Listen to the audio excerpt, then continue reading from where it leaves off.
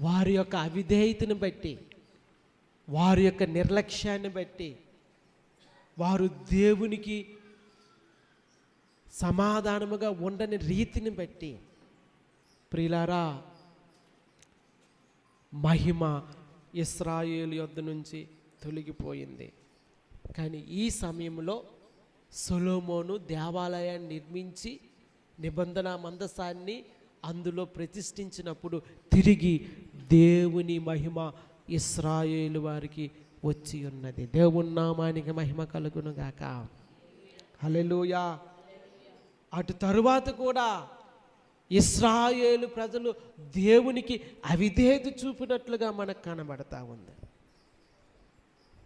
ఇశ్రాయేలు ప్రజలు దేవునికి అవిధేయత చూపించిన ప్రతిసారి దేవుని మహిమ వారి యొద్ద నుండి వెడలిపోవడం అనేది